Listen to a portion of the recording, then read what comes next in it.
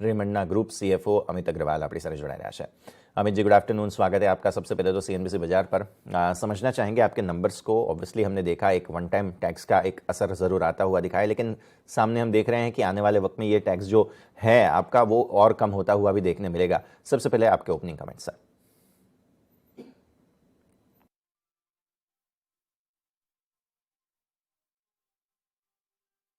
जी, मैं thank you अपनी channel पे बुलाने के लिए मुझे। मैं पहले बताना चाहूँगा कि ये हमारा बहुत स्ट्रॉन्ग क्वार्टर था और 5th कॉन्सेक्यूटिव स्ट्रॉन्ग क्वार्टर्स तो एक कंसिस्टेंसी डेमोंस्ट्रेट करते हैं। और ये बताना चाहूँगा कि हमारा जो रेवेन्यू है 2200 करोड़ का, ये हाईएस्ट एवर रेवेन्यू है और उसके साथ जो एबिटा जनरेट किया 351 करोड़ का, और जो हमारी net income, adjusted net income आई है, वो है 168 करोड़। तो अगर हम कंपेयर करें पिछले साल के कंपैरिजन में, तो हमारी नेट इनकम का 68% का ग्रोथ आया है, जो कि डिमॉन्स्ट्रेट करता है overall very very strong performance across segments. तो अगर हमारा लाइफस्टाइल सेगमेंट की बात करें तो वहां करीब करीब 15% की ग्रोथ देखने को मिली है। रियल एस्टेट सेक्टर में ग्रोथ देखने को मिली है। तो हमारा जो सारा बिजनेस है उसमें काफी अच्छे प्रदर्शन देखने को मिले हैं, क्योंकि डिमांड बहुत अच्छी थी, जिसके कारण हम बहुत अच्छा रिजल्ट डिलीवर कर पाए। दूसरी तरफ जहां तक कैश फ्लो मैनेजमेंट का सवाल है, वो भी एक बहुत अच्छा डेमोंस्ट्रेशन आपने देखा इस क्वार्टर में, कि हमने करीब करीब 345 करोड़ से अपना डेट कम करके, जो हमारा एक इंटरनल बड़ा टारगेट होता था कि 1000 करोड़ के नीचे हम डेट लेके आए, वो लेके आकर हम 932 करोड़ पे नेट डेट पे अचीव किया है हमने, जो कि क्लियरली डिमॉन्स्ट्रेट करता है कि कंपनी की जो एबिलिटी है वो सिग्निफिकेंट कैश फ्लो जनरेशन की है, और वो कैश फ्लो हम यूटिलाइज कर रहे हैं डेट रिडक्शन में। और अगर हम पिछले 3 साल में देखें तो करीब करीब कंपनी ने 1450 करोड़ रुपए का डेट रिडक्शन किया है। और एक और बताना चाहूंगा कि अगर मैं 9 महीने का रिजल्ट अपना देखता हूं, तो ये जो 9 महीने का एबिटा है वो हमारा compare to past any year पूरे साल के एबिटा से कहीं ज्यादा है। तो इस तरीके से हमारे बिजनेस में revenue growth, EBITDA growth, net income growth, सभी चीज देखने को बहुत अच्छे तरीके से शानदार प्रदर्शन देखने को मिल रहा है। ठीक है सर। अब आपने बताया, जैसे आपने नंबर्स इंटरेस्टिंग देखे हैं, हम भी देख रहे हैं, फाइंडिंग्स बहुत अच्छी हैं। जैसे कि रेवेन्यूज़ की अगर हम बात करते हैं, काफ़ी अच्छा ग्रोथ हमें यहाँ पर देखने मिल रहा है। तो सबसे पहले तो मैं समझना चाह रहा हूँ कि कैसे ये रेवेन्यू हमने जनरेट किया है, किस प्रकार का ब्रेकअप अगर हम बात करें तो रेवेन्यू की। जो लाइफस्टाइल बिजनेस है, अगर आप लाइफस्टाइल बिजनेस देखें तो इसमें जो हमारा सूटिंग का बिजनेस है, इसमें रेवेन्यू की ग्रोथ आई है। अपैरल बिजनेस, जो कि एक बहुत बड़ा ग्रोथ ड्राइवर है हमारे लिए, उसमें काफी अच्छा रेवेन्यू हमको करीब करीब 16-17% का 20% का रेवेन्यू ग्रोथ देखने को मिला है। वो एक बहुत अच्छी चीज है। और उसके साथ हमको जो ऑपरेटिंग लेवरेज मिलता है, वो करीब करीब 11% का जो हम एबिटा जनरेट कर रहे हैं अपैरल बिजनेस में, जो कि पहले प्री कोविड 6-7% का होता था। वो क्लियरली दर्शाता है कि हम काफी मेहनत से और अपना स्टोर एक्सपेंशन, अपने प्रोडक्ट के तरीके से हम अचीव कर पा रहे हैं। तीसरी चीज अगर हम देखें तो ये जो हमारा गारमेंटिंग का बिजनेस है, जो कि विदेशों में एक्सपोर्ट करते हैं हम, उसमें भी काफी अच्छी ग्रोथ देखने को मिली है। उसका भी बहुत बड़ा कारण है कि जो चाइना प्लस वन है, हमारे कस्टमर के ऑर्डर बुक में कोई कैंसिलेशंस नहीं आए। प्लस हर समय मतलब हर दूसरे महीने हमको कुछ नए कस्टमर्स का इंक्रीज होता है। तो उस तरीके से हम ये देखते हैं कि ओवरऑल काफी अच्छी ग्रोथ है। और तीसरा, लास्ट बट नॉट लीस्ट, हमारा जो रियल एस्टेट सेक्टर है, उसमें तो बहुत ही शानदार प्रदर्शन है, क्योंकि हमने इस दिसंबर महीने में, दिसंबर 2022 में 3 टॉवर रेरा की टाइमलाइन से 2 साल पहले डिलीवरी कर दिया, जिसके कारण कि लोगों में बहुत बड़ा कॉन्फिडेंस बढ़ा। और अगर आप सेल्स वेलोसिटी देखें तो हमारे करीब करीब 220 घर, इस अपार्टमेंट्स इस क्वार्टर में हमने बेचे। और आज जितना टोटल इन्वेंट्री है, उसके 75% इन्वेंट्री हमारी बिक चुकी है। तो ये ओवरऑल अगर देखें तो काफी अच्छा रेवेन्यू में डेमोंस्ट्रेशन देखने को मिल रहा है।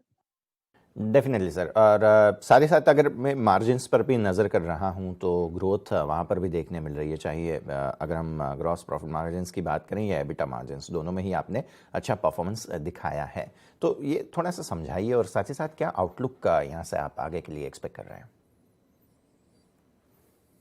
देखिए, अगर आप मार्जिन का बात करें, तो ये एक स्टेबिलिटी जो 15% की आई है, ये बहुत इम्पोर्टेंट है। क्योंकि जो प्री कोविड हमारी मार्जिन थी, वो 10 साढ़े 10% की थी और हमारा जो कॉस्ट के ऊपर फोकस है, वो हेल्प कर रहा है हमारी मार्जिन को स्टेबलाइज़ करने के लिए। दूसरा क्या होता है कि कई हमारे जो बिज़नेस जो हैं, वो ग्रोथ मोड में जा रहे हैं, तो उसमें आपको शुरू में इन्वेस्ट करना पड़ता है। जैसे एथनिक्स का बिज़नेस है, हम नया बना रहे हैं, बहुत बड़ी अपॉर्च बहुत बड़ी अपॉर्च्युनिटी है, तो हम जब उस बिज़नेस को ग्रो करते हैं, तो शुरू में कुछ खर्चे लगते हैं, जो इन्वेस्टमेंट करना पड़ता है, जो कि कैपेक्स के फॉर्म में नहीं होता है। नॉर्मल एक स्टोर आप खोलते हैं, तो स्टोर में पहले दिन से तो उतना सेल नहीं आता है। शुरू में थोड़ा-सा सेटअप एक्सपेंडिचर रहता है, तो उस तरीके से हमारा जो मार्जिन है, वो थोड़ा इन्वेस्टमेंट की तरफ से है, प्लस एडवर्टाइज़मेंट हमने बढ़ाया है, क्योंकि बहुत इम्पोर्टेंट है इस कैटेगरी को, इस लाइन ऑफ बिज़नेस जो रिटेल का बिज़नेस है, इसको बिल्ड करने के लिए ये बहुत इम्पोर्टेंट है कि थोड़ा इन्वेस्टमेंट करें, जो कि फ्यूचर में काफ़ी बड़ी ग्रोथ लाता है। मगर आप ये देखें कि हमारी जो 15% एबिटा मार्जिन है, वो इंटैक्ट है।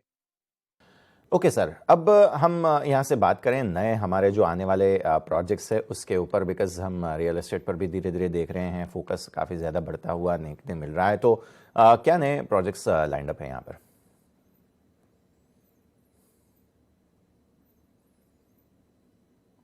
हाँ, तो अगर मेरी तरह 2 बात ख़ास है इसमें, जो हम ग्रोथ की बात करते हैं, तो हमारा ग्रोथ प्राइमरीली जो है, वो एसेट लाइट बेसिस पे आने वाला है। एक्सेप्ट जो गारमेंटिंग बिज़नेस में, जिसमें हम कुछ लाइन्स एक्सपैंड करेंगे और जो अ, ग्रोइंग डिमांड है एक्सपोर्ट की ग्लोबली, उसको मीट करने के लिए। लोगों को तो ऐसे प्रेशर है कि इन्फ्लेशन का प्रेशर है, बट फॉर्च्यूनेटली हमने अभी तक कोई प्रेशर नहीं देखा अपने डिमांड के ऊपर और हमारी ऑर्डर बुक अभी भी अगले 4 से 5 महीने तक काफ़ी फुल दिख रही है।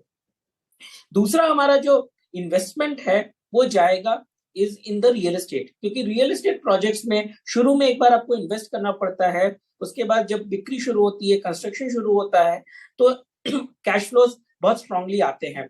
अगर आप देखें, तो हमारे 2 प्रोजेक्ट में बहुत स्ट्रांग कैश फ्लोज़ आया, जिसके कारण कि हमारा कैश सरप्लस वहाँ पर बना हुआ है।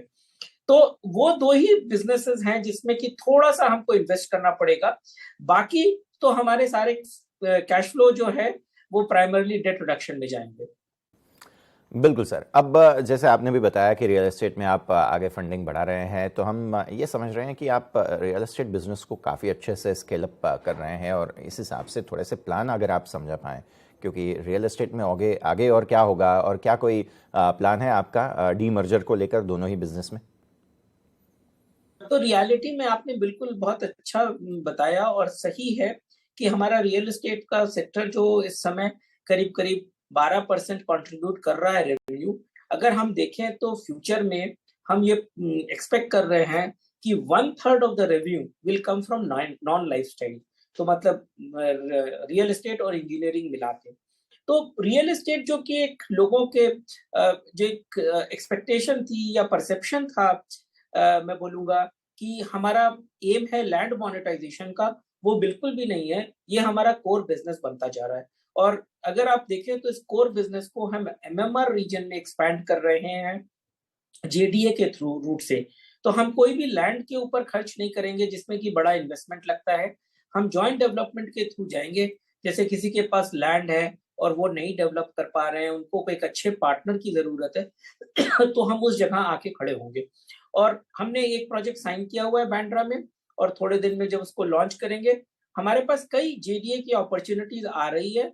हम थॉरली इवैल्यूएट करते हैं और उसके बाद उसको फाइनलाइज़ करते हैं। तो इस तरीके से हमारा रियल एस्टेट की ग्रोथ की जर्नी जो है वो काफ़ी बड़ी रहने वाली है। ठीक है सर। अब आखिरी एक सवाल मेरा रहेगा आपका बजट से, जो बजट के बाद स्पेशली टेक्सटाइल की अगर हम बात करें या रियल एस्टेट में जो कमेंट्स उनके हुए हैं, फोकस जिस तरह से बन रहा है हमारे दोनों ही सेक्टर पर, आपने कैसे देखा सर इस बजट को? जी, हम लोग बहुत खुश हैं जो बजट एफएम ने प्रेजेंट किया, देखिए हमारा रिटेल का बिजनेस है।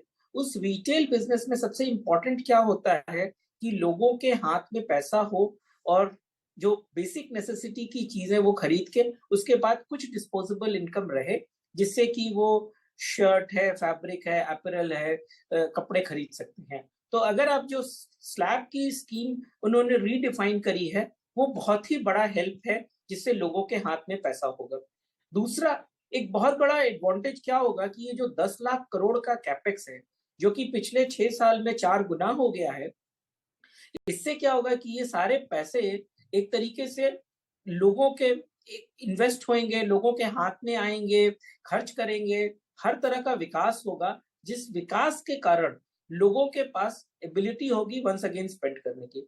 और तीसरा, जहाँ तक हाउसिंग का सवाल है, ये जो 10 लाख करोड़ इन्वेस्ट होएगा, इससे क्या होगा कि लोगों को घर खरीदेंगे और हमारा जो थीम है, बिल्डिंग इंडिया 1 टू 3, तो हम 1 बीएचके, 2 बीएचके, 3 बीएचके घर लोगों के लिए बनाएँगे। वो काफ़ी अच्छी डिमांड उसकी देखने को मिलेगी, क्योंकि जब इंफ्रास्ट्रक्चर डेवलपमेंट होता है, तो लोगों को रहने के लिए पॉसिबिलिटी थोड़ा दूर भी रह सकते हैं और थोड़े लोगों की अफोर्डेबिलिटी भी बढ़ जाती है। तो इस तरीके से हम ये मानेंगे कि ये बजट बहुत ही अच्छा है और बहुत प्रोग्रेसिव है और हम लोगों के बिज़नेस को काफ़ी अच्छा सपोर्ट मिलेगा।